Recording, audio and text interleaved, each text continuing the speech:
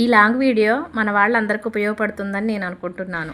Litre కాదు, litre కాదు, 4 లీటర్ల పాలండి. 4 లీటర్ల పాలతో పన్నీర్ చేశాను. పన్నీర్ భలే వచ్చిందండి.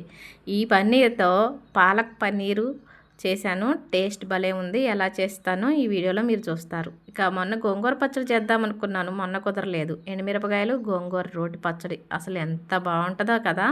మా వారికి ఇష్టమైన, నాకు ఇష్టం కానీ దొండకాయ కూర ప్లస్ గోంగూర పచ్చడి. లియోగాడు పాలతో అన్నం తింటాడండి. అన్నం తింటాడు, పోయి రూమ్లో పడుకుంటాడు. వాడికి ఈ రూమే ప్రపంచం అయిపోయింది. మన వాళ్ళు చెప్పిన ఐడియాతో ఫ్రిడ్జ్లో పండ్లు ఉన్నాయండి, మామిడి పండ్లు. మళ్ళీ కొత్తగా పండ్లు వచ్చినాయి. మరి ఇన్ని ఏం చేయాలి? మన వాళ్ళు చెప్పిన చిట్కాని పాటించి ఇలా చేశాను. ఎలా చేశాను వీడియోలో చూస్తాను. మన ఫ్యామిలీ అందరికీ శుభోదయం, శుభ గురువారం. మాకెళ్ళి వర్షాలు మంచిగా పడుతున్నాయి. మరి మీకెళ్ళి కూడా వర్షాలు మంచిగా పడుతున్నాయా? ఈ వీడియో నిన్నటి వీడియో అండి. మొన్న తోటలో గోంగూర పచ్చడి చేద్దామని గోంగూర కోసిన తర్వాత చూస్తే ఇంటి దగ్గర నుంచి ఎండుమిరపకాయలు తీసుకెళ్ళటం మర్చిపోయానని చెప్పాను కదా. మొన్న చేయలేదు కానీ ఇక నిన్న చేశానండి. చాలామంది మన వాళ్ళు సిస్టర్ ఎండుమిరపకాయలతోనే కాదు పచ్చికారంతో కూడా గోంగూర పచ్చడి చేసుకోవచ్చు అని చెప్పారు. అయితే అలా కూడా బాగుంటుందేమో, కానీ ఇప్పటి వరకు నేను ట్రై చేయలేదు. నాకు ఎక్కువ ఎండుమిరపకాయలు నూనెలో వేయించి, పచ్చిమిరపకాయలు కూడా నూనెలో వేయించి, ఆ రెండిట్లో ఏదైనా వాటితో చేస్తే చాలా ఇష్టం. అందుకని ఇప్పటి వరకు పచ్చికారం వేయలేదు. మీరు చెప్పినట్టు మరోసారి ట్రై చేస్తాను. ఇప్పుడు నేను ఎలా చేస్తానో ఈ వీడియో ద్వారా మీకు చూపిస్తాను. ఇది నిల్వ ఉండే పచ్చడి కాదండి. ఇలా చేస్తే వారం రోజులైతే ఉంటుంది. అంతేకాకుండా నేనేమి కొలతలతో చెప్పట్లేదు, సుమారు చూసి చేస్తాను. ముందు కడాయి స్టవ్ మీద పెట్టేసి నూనె వేసి, నూనె వేడెక్కిన తర్వాత ఒక 3 పిరికెల దాకా ఎండుమిర్చి వేసాను. అవి వేగుతుండగానే ఒక 4 స్పూన్ల ధనియాలు, 1/2 స్పూన్ జీలకర్ర వేసి మిరపకాయలు గలగల్లాడే అంతవరకు కూడా వేయించుకున్నాను. మిరపకాయలు మంచిగా వేగటం వల్ల పచ్చడికి టేస్ట్ బాగుంటుంది. మిరపకాయలు వేగిన తర్వాత వేరే గిన్నెలోకి తీసుకొని అదే కడాయిలో ఇంకొంచెం నూనె వేసి శుభ్రంగా కడిగిన గోంగూర వేసేసాను. అయితే చెప్పాను కదా, ఈ పచ్చడి నిల్వ పెట్టేది కాదు, ఎక్కువ రోజులు ఉండేది కాదు. కాబట్టి నేను గోంగూరని కడగంగానే అలా నూనెలో వేసేసాను. మనకి నిల్వ పెట్టుకునేదైతే గోంగూర కడిగి తడిపోయేంత వరకు ఆరబెట్టుకోవాలి. ఇది అన్ని రోజులు ఉండదు, కొద్ది పచ్చడే కాబట్టి కడగంగానే నూనెలో వేసి మూత పెట్టేశాను. కొద్దిగా మగ్గిన తర్వాత పచ్చడికి పులుపుకు సరిపడేంత కొంచెం చింతపండు కూడా అందుట్లోనే వేశాను. ఇప్పుడు రోజుల్లో చింతపండు ఫ్రిడ్జ్లో ఉంటుంది కదా, గట్టిగా ఉంటుంది కాబట్టి అదే చింతపండు కూడా గోంగూరలో పెట్టి మూత పెట్టేస్తే మెత్తపడుతుంది. ఇక పచ్చడి నూరుకుందాం. శుభ్రంగా కడిగిన రోట్లో వేయించిన మిరపకాయలు వేసి కొద్దిగా పొడేంత వరకు దంచి పచ్చడికి రుచికి సరిపడేంత కళ్ళు ఉప్పు వేసి మళ్ళీ దంచుతున్నాను. ఏ పచ్చళ్ళైనా రోట్లో దంచుకున్న నూరుకున్న టేస్ట్ బాగుంటుంది, కానీ అందరికీ ఇలా రోళ్ళు సౌకర్యం ఉండదు. కొందరికేమో పెట్టుకునే ప్లేస్ ఉండదు, కొందరికేమో కొనుక్కోవాలి ప్లేస్ ఉందనుకున్న వాళ్ళ ప్రాంతంకి వెళ్ళి ఇలాంటి రోళ్ళు దొరకవు. చాలామంది మిక్సీలు పడుతున్నారు. కొందరు అయితే ఓపిక ఉండదు, పచ్చడి ఇలా రోట్లో నూరాలన్నా ఓపిక ఉండదు.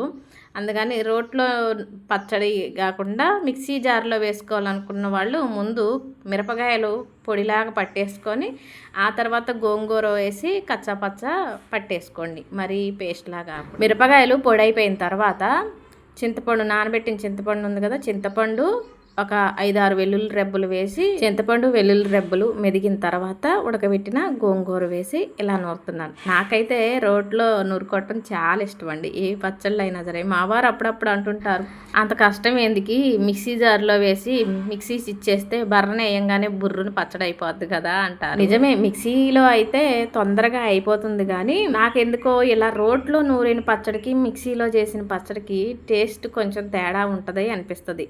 ఈ రోట్లో చేసిన పచ్చడే బాగుంటుంది అనిపిస్తుంది, అందుకే ఎక్కువగా రోట్లో చేస్తున్నా. ఇక ఇలా తొంగి తొంగి చూస్తున్నాను ఎంత అనుకుంటున్నారా? ఆడ లియోగాడ అవతల లోపల నుంచి మెస్లో మూతి పెట్టి చూస్తుండు. అందుకే నేను కూడా వాడిని చూస్తున్నా. వాడు బయటకు వస్తే నన్ను పచ్చడి చేయనీయడని తలుపేసానండి. అంటే అటువైపు తలుపేసాను, ఇటువైపు తలుపు తీసి ఉంచాను. మెస్లో కనపడతా కదా నేను, తీస్తావా తీవా అన్నట్టు మెస్ డోర్ని కాళ్ళతో గీరతా. ఎండాకాలం వచ్చిన దగ్గర నుంచి వాడు చాలా ఇబ్బంది పడుతుండు, యాక్టివ్నెస్ తగ్గి. గోంగూర పచ్చడి నూరటం అయిపోయింది. ఇలా నూరిన పచ్చడిని వేరే గిన్నెలోకి తీసుకుంటున్నాను. గోంగూర పచ్చడి అట్లా అంటేనే నోట్లోంచి నీళ్ళు వస్తాయి. ఇక ఇలా చూస్తే మీకు ఇంకా నోట్లో నీళ్ళు వస్తాయి కదా. ఇక పచ్చడి తాలింపు పెట్టేసుకుందాము.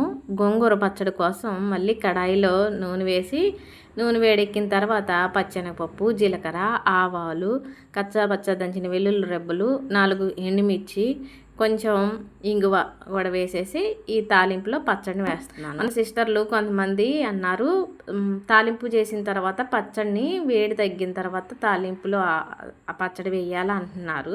అంటే వాళ్ళు అనడానికి అలా కారణం ఏంటంటే పచ్చడి ఇలా వేడి మీద అదే తాలింపులో వేస్తే పచ్చడి చేదొస్తుంది అన్న డౌట్తో అంటున్నారేమో. కానీ ఏమో సిస్టర్, అమ్మమ్మ వాళ్ళు అత్తయ్య గారు వాళ్ళు ఎప్పుడు ఇలా పచ్చడిని తాలింపులో వేసిన తర్వాత సన్నటి సెగ మీద ఇలా నూనె పైకి వచ్చే వరకు ఉంచుతారు, అలా రుచి బాగుంటుంది అంటారు. ఇక నేను అట్లే అమ్మమ్మని అత్తయ్య గారిని అమ్మని ఫాలో అవుతున్నా అనమాట.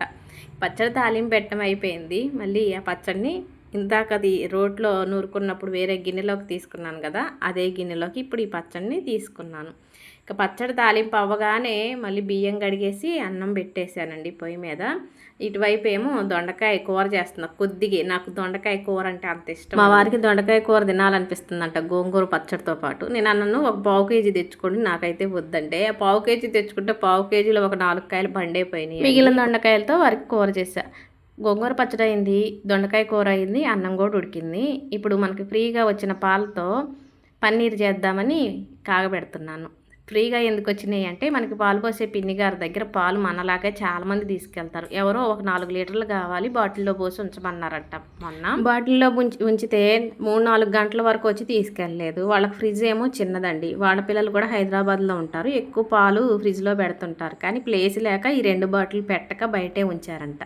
ఎండాకాలం కదా, ఎట్లాగో అవి బయట ఇంతసేపు ఉన్నాయి, పాడైపోతాయి, ఇరిగిపోతాయి. చిన్నమ్మాయి పాలు ఇరిగిపోతే నీకేమన్నా వీడియోకి పనికి వస్తుందేమో తీసుకెళ్ళాను అన్నారు. తీసుకొచ్చాను. పాలు ఇరిగితేనేమో పన్నీర్ చేద్దాం అనుకున్నాను, ఇరగకపోతే చక్కగా తోడేసుకొని ఒక 4 రోజులు ఏంటి అటు ఇటుగా 10 రోజులు తినవచ్చు. ఇక అందుకే స్టవ్ మీద పెట్టి సన్నటి సెగ మీద ఉంచాను. ఇక అన్నం తినే ముందు ఆ పూటకు సరిపడా అంత పచ్చళ్ళలో ఉల్లిపాయలు కలిపాను. గోంగూర పచ్చళ్ళలో సన్నగా తరిగిన ఉల్లిపాయలు కలిపితే టేస్ట్ బాగుంటుంది కదా, అందుకని కొద్ది పచ్చళ్ళలో అంత నూరిన పచ్చడి అంతలో ఉల్లిపాయలు కలిపాను అనుకోండి స్మెల్ వస్తుంది. ఒక వారం రోజులు ఉండాలంటే ఉండదు కాబట్టి కొద్ది పచ్చళ్ళలోనే కలిపాను. ఇక లియోగాడికి ఏమో పాలు పోసి అన్నం పెడితే తింటుండు. చాలామంది అడుగుతున్నారు కదా లియోగాడు కనిపించట్లేదని. చెప్పాను కదండి, ఒకటేమో పిల్లలు హైదరాబాద్ వెళ్ళారు కాబట్టి మనేది ఉంటుంది, ఒక 2-3 రోజులు మనేది ఉంటుంది. ఇంకోటి ఏంటంటే ఈ ఎండాకాలం వచ్చిన దగ్గర నుంచి వాడి దగ్గర అసలు యాక్టివే లేదు. ఎంత యాక్టివ్గా ఉండేవాడు, ఎక్కడ పడితే అక్కడే కూర్చోండి పోతాడు. ముఖ్యంగా అన్నం తింటాడు, పోయి రూమ్లో పడుకుంటాడు. అదిగోండి చూశారు కదా, అది అందుకే వాడు ఎక్కువగా మీకు వీడియోల్లో కనపట్ల. ఇక మేమిద్దరం అన్నం తిన్నాం, గోంగూర పచ్చడితో నేను తిన్నా, మా వారేమో దొండకాయ గోంగూర పచ్చడితో తిన్నారు. మేము అన్నం తినేసరికి పాలు కాగి ఇలా ఇరిగినాయండి. ఇలా పన్నీర్ రావటం నాకైతే సంతోషంగా ఉంటుంది. కానీ ఆ పాలు తీసుకుని వద్దన్నారు చూసారా, వాళ్ళని చూసి మాత్రం ఆ పిన్నికి కోపం రాకుండా ఎలా ఉంటుంది చెప్పండి. ఇవాళ లీటర్ పాలు అంటే 70 రూపాయలు, సిటీలో అయితే 90 రూపాయలు అంట. సరే ఇక్కడ 70 రూపాయలు 60 రూపాయలకు అట్లా అమ్ముతున్నారు. 4 లీటర్లు ఎంత అవుతాయో చూసారా. మరి ఎందుకు అట్లా తీసుకుంటామని రాకుండా ఉంటే ఎవరికైనా కోపం రాదా చెప్పండి. అది కరెక్ట్ పద్ధతి కూడా కాదు కదా, అలా చేయకూడదు. తీసుకుంటామంటే తీసుకుంటామని అలా, పోనీ ఒక 1/2 లీటరో కాదు 4 లీటర్ల పాలు కావాలని వారి కోసం అని అలా ఉంచితే తీసుకోకుండా ఉండారు. ఇలా నా దాకా వచ్చినాయి ఆ పాలు ఇరిగిన తర్వాత వెంటనే స్టవ్ బంద్ చేస్తే వాసన వస్తాయి కాబట్టి సిమ్లో ఉంచి ఒక 10 నిమిషాల పాటు మరగనిచ్చానండి. ఇక ఆ పాలని ఒక చిల్లుల గిన్నెలో ఇలా పలసటి క్లాత్ వేసి ఆ క్లాత్లో ఈ పాలు పోసేసాను. ఇక ఈ నీరు మొత్తం పోయేంత వరకు గట్టిగా పిండాలి. కానీ పాలు పొయ్యంగానే వేడివేడి పాలు కదా, చెయ్యి కాలిద్ది కదా. కొద్దిసేపు అలా చిల్లుల గిన్నె పైన పైకి కిందకి అన్నాను, పోయిన వరకు అలా పోయినాయి. ఆ తర్వాత గట్టిగా పిండేసి ఇలా ఒక ప్లేట్లో పెట్టేశానండి. ఇదిగోండి గట్టిగా పిండాలి. ఎంత వీలైతే అంత వీలైనంత వరకు గట్టిగా పిండితేనే మనకి పన్నీర్ అన్నది మంచిగా వస్తుంది. ఇక ఆ ప్లేట్ని ఫ్రిడ్జ్లో పెట్టేశాను. 4 లీటర్ల పాలు పంపించారని చెప్పా కదా, ఒక 2 లీటర్ల పాలు ముందే కాగబెట్టేసి వాటిని ఫ్రిడ్జ్లో పెట్టేశాను. ఇది రెండో బాటిల్లో పాలు. ఇప్పుడు మీకు చూపించిన విధంగానే 2 ప్లేట్లలో పన్నీర్ని అలా పెట్టేసి ఫ్రిడ్జ్లో పెట్టేశాను. ఇక ఒక్కరోజే ఎన్ని పండ్లు పెట్టుకున్నానో చూడండి. ఫ్రిడ్జ్లో మామిడి పండ్లు నిండిపోయినాయి. ఇక ఇప్పుడేమో మళ్ళీ మామిడి పండ్లు వచ్చినాయి. ఇదిగోండి చూడండి ఎంత బాగున్నాయి, అన్నీ చెట్టు మీద పండిన పండ్లే. బావగారి తోటలో అండి ఈ పండ్లు. అక్క వాళ్ళు పంపించారు. పంపించలేదు, వీరు తోటలోకి వెళ్ళినప్పుడు ఇచ్చారంట, తీసుకొచ్చారు. మామిడి పండ్లు తిన్నదానికంటే నేను స్మెల్ చూసే మురిసిపోతానండి. మనకి వరిగడ్డలో పండిన పండ్లు కానీ, చెట్టు మీద పండిన పండ్లు భలే మంచి వాసన వస్తుంది. ఎందుకో ఆ స్మెల్ పీలుస్తుంటే కడుపు నిండినట్టు అనిపిస్తుంది, అంత మంచి వాసన వస్తుంది. మరి ఇప్పుడు వచ్చిన పండ్లు ఫ్రిడ్జ్లో పెట్టాలంటే అంతకుముందు ఫ్రిడ్జ్లో ఉన్న పండ్లు తీయాలి కదా, అందుకని ఇప్పుడు అక్క వాళ్ళు ఇచ్చిన పండ్లేమో ఫ్రిడ్జ్లో పెట్టేసినాం. అందుట్లోంచి తీసిన పండ్లేమో ఇదిగోండి ఇలా చేస్తున్నాం అనమాట. పండ్లు మొత్తం శుభ్రంగా కడిగేసి అవి ఆరిన తర్వాత తొక్క తీసేసి ఆ తొక్క తీసిన కాయల్ని పండ్లని ఇలా ముక్కలుగా కట్ చేస్తున్నాను. అంటే మన వాళ్ళు చెప్పిన ఆలోచనే, ఇంకెన్నో రోజులు ఈ పండ్లు తినాలనుకున్నా తినలేము అది ఇదని నేను వీడియోస్ చేస్తున్నప్పుడు మన వాళ్ళు చెప్పారనమాట. పండ్లని పీల్ తీసి ముక్కలుగా కట్ చేసి ఆ ముక్కల్ని మిక్సీ పట్టేసి ఒక డబ్బాలో పెట్టేసుకొని ఫ్రిడ్జ్లో పెట్టేసుకున్నామంటే మనకు తినాలనిపించినప్పుడు కొంచెం కొంచెం తీసుకొని తినొచ్చు. లేదంటే ఆ మిక్సీ బట్టి ఫ్రిడ్జ్లో పెట్టిన ఆ జ్యూస్ని అప్పుడప్పుడు మళ్ళీ కొంచెం బయటికి తీసి కొద్దిగా పాలు కానీ పంచదార కానీ కలుపుకొని పేస్ట్ చేసుకొని ఫ్రిడ్జ్లో పెట్టేసుకోవచ్చు అన్నారు. అందుకనే మీరు చెప్పిన ఐడియాతోనే ఇలా చేస్తున్నాను. ఇక లియోగాడు భోజనం చేసిన తర్వాత సారువారు కమ్ముదీర నిద్రపోతున్నారు. ఈ రూమే ప్రపంచం అయిపోయిందండి వీడికి. కానీ ఒకప్పుడు ఎంత బొద్దుగా ముద్దుగా ఉండేవాడు. సరే ఇప్పుడు కూడా ముద్దుగా ఉన్నాడు తప్పితే బొద్దుగా లేడండి, చాలా తగ్గిపోయిండు. ఎండాకాలం పాపం ఇన్ని వాడి శరీరాన్ని అతలాకుతలా చేసేసిందనమాట. తట్టుకోలేకపోయిండు ఎండకి, అందుకే బాగా తగ్గిపోయిండు. అప్పటికి పాపం మేమున్న దానికంటే వాడే ఎక్కువ ఏసీ రూమ్లో ఉంటాడు. అయినా ఎండ వాడిని బాగా దెబ్బ కొట్టేసింది. ఇక పండు మామిడికాయలు మిక్సీ పట్టేసాం కదా, ఆ జ్యూస్ని ఇలా డబ్బాల్లో పోస్తున్నాను. దీంట్లో నేను పంచదార కానీ బెల్లం కానీ ఏమీ లేదు, ఓన్లీ మామిడికాయలు మిక్సీ పట్టేసి ఇట్లా పెట్టేస్తున్నాను. ఇప్పుడు ప్రస్తుతానికైతే కొందరు చెప్పిన ఐడియాతో ఇలా చేస్తున్నాను. ఇంకా మామిడి పండ్లు ఉన్నాయి కదా, మీరు ఏదన్నా ఐడియా చెప్పండి. ఇంకా మిగిలిన మామిడి పండ్లు కూడా అలాగే చేసుకుంటాను. మామిడి పండ్లు అంటే దొరకవు కదా, ఎండాకాలంలోనే దొరుకుతాయి, తర్వాత దొరకవు. కాబట్టి ఇలా అవకాశం ఉన్నప్పుడు అవకాశాన్ని ఉపయోగించుకోవాలి కదా. అందుకనే మీకు తెలిసిన ఐడియా ఏమన్నా ఉంటే చెప్పండి. ఇప్పటికీ ఇలా చెప్పిన వాళ్ళకైతే థ్యాంక్ యూ సో మచ్. ఇంకోటి ఏంటంటే తాండ్రా, మామిడికాయ తాండ్రా చేయటం నాకు వచ్చు. కానీ ఇక్కడ ఇంటి పైన తాండ్రా చేసి పెడితే పోయినసారి ఒకసారి కోతులు నానా బీభత్సవం చేసినాయి. 4 ప్లేట్లకు పెట్టానండి, పాడు చేసినాయి. ఇంకా తర్వాత దాని జోలికి వెళ్ళలేదు. ఇక ఎన్నాళ్ళ నుంచో ఎదురు చూస్తున్న వర్షం వచ్చేసిందండి. అంటే మొన్న 4 రోజులు అప్పుడు కొంచెం వర్షం వచ్చింది. కానీ రాత్రి మాత్రం ఫుల్ వర్షం, ఉరుములు మెరుపులు గాలి పెద్ద వాన. కానీ ఈ వాన మాత్రం చాలా సంతోషం. ఎందుకంటే రైతులకి ఇప్పుడు ఈ వాన చాలా ఉపయోగం. దుక్కులు దున్నుకోవచ్చు, విత్తనాలు పోసుకోవచ్చు, పత్తి విత్తనాలు పెట్టవచ్చు. అలాగే వరి పొలాలకి బలం కోసమని జీలుగులు పెసలు చల్లుకోవటానికి కూడా ఇప్పటికీ వాన రైతులకి చాలా ఉపయోగం. పగలు పాలు కాగబెట్టి పన్నీర్ చేసి ఫ్రిడ్జ్లో పెట్టేశాను కదా. అయితే నిన్న పన్నీర్తో ఏదో చేద్దామని నేను అనుకోలేదు. కానీ మా వారు పన్నీర్ చేయటం చూశారు కదా, చెప్పా పెట్టకుండా పాలకూర తెచ్చారు. పాలక్ పన్నీర్ చేయాలని ఇక వారు తెచ్చారు కదా అని రెడీ చేస్తున్నా. పాలక్ పన్నీర్ ఎలా చేశానంటే, ముందు పాలకూరని శుభ్రంగా కడిగేశాను. స్టవ్ మీద ఒక గిన్నెలో నీళ్లు పోసి, నీళ్లు మసిలిన తర్వాత ఈ కడిగిన పాలకూరని ఒక 4-5 పచ్చిమిర్చి వేసి ఒక 3 నిమిషాల పాటు ఉడకనిచ్చాను. పాలకూర ఉడకగానే తీసి చల్లటి నీళ్ళల్లో వేశాను, లేదంటే పాలకూర నల్లబడుతుంది. అలా చల్లటి నీళ్ళలో వేసిన పాలకూరని మిక్సీ జార్లో వేసి, పచ్చిమిర్చి కూడా మిక్సీ జార్లో వేసి నానబెట్టిన ఒక 10-15 జీడిపప్పుల్ని వేసి మెత్తగా పేస్ట్లా పట్టేసుకున్నాను. ఇదిగోండి ఫ్రిడ్జ్లో పెట్టిన పన్నీరు. మీ కిందాక చూపించిందేమో రెండోసారి కాగబెట్టిన పాలు, ఇదేమో మొదటిసారిదండి. ఇది మొదటిసారి. ఆ మధ్యలో ఎరుపుగా ఉంది చూసారా, అది అంచుకి మంట ఎక్కువయ్యి కొంచెం మీగడ ఎర్రబడింది. ఆ మీగడ కూడా ఇందులోకి వచ్చేసింది. చూసారు కదా, పన్నీర్ భలే వచ్చిందండి. ఈ పన్నీరు బయట రేట్ ఎంత ఉందో నాకు తెలియదు, కానీ మంచిగా వచ్చింది. 2 లీటర్ల పాలకి అంత పన్నీర్ వచ్చిందనమాట. మా వారు అంటమైతే కేజీ 800 ఏమో అన్నారు, కరెక్ట్గా అయితే తెలియదులే, కానీ వారు అంటమే. ఇక పన్నీర్ ముక్కలు కట్ చేసిన తర్వాత స్టవ్ వెలిగించి కడాయి పెట్టి నూనె వేసి నూనె వేడెక్కిన తర్వాత కొద్దిగా బిర్యానీ దినుసులు చిన్న చిన్న పలుకులే, ఎక్కువ పెద్దగా వేయలేదు, కొద్దిగా బిర్యానీ దినుసులు వేసేసి కొద్దిగా జీలకర్ర, సన్నగా తరిగిన అల్లం ముక్కలు, సన్నగా తరిగిన వెల్లుల్లి ముక్కలు వేశాను. అల్లం ముక్కలు మంచిగా వేగిన తర్వాత సన్నగా తరిగిన పచ్చిమిర్చి, ఉల్లి ముక్కలు కూడా వేశాను. ఉల్లి ముక్కల్లో కూరకు రుచికి సరిపడే అంత ఉప్పు, కొద్దిగా పసుపు వేశాను.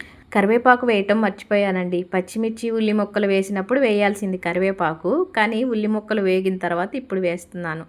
ఈ పాలక్ పన్నీర్కి కరివేపాకు ఎంత ఎక్కువ వేస్తే అంత బాగుంటుంది, అంటే కరివేపాకు స్మెల్ మంచిగా తెలుస్తుంది. కరివేపాకు వేసిన తర్వాత అర స్పూన్ ధనియాల పొడి, అర స్పూన్ గరం మసాలా వేసి కొద్దిగా కారం కూడా వేసాను.